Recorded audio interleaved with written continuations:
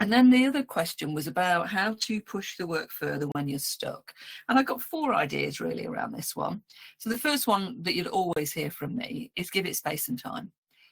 You know, if you're finding yourself getting uncertain, if you're uncertain about where to go next, I think that one of the most important things we can do at that time is to step back, give ourselves some space and see what happens. You know, let things emerge. Don't try to push too hard, because I think when we get into that kind of pushing process, we are not helping ourselves.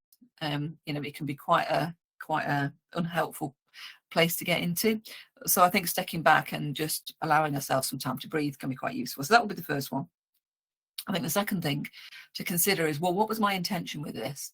You know, have I gone away from what my intention was, and is that why I'm kind of struggling, or am I sticking too strongly to an intention and it's not working in this piece? And do I need to kind of throw things up a bit and do something different in terms of taking the painting forward? So I think that's always useful to consider. What's the direction? What's the intention? Is it working? Isn't it working?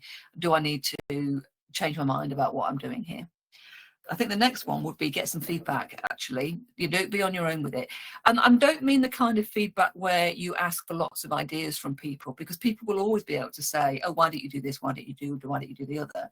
And sometimes that's useful, but sometimes I think we can just flood ourselves with too many options so that it makes it really difficult to decide where to go next. Kind of feedback that, you know, looks at the piece and helps you work out what's working and what's not working, so that you can then decide what you want to do to take it forward. So it helps you solve the problem yourself rather than giving you lots of solutions. Because I think the kind of, oh, why don't you do this sort of feedback or support, all that's doing really is giving you lots of solutions to the problems, so you can kind of almost cherry pick the one. Whereas I think we learn more when we solve the problem for ourselves.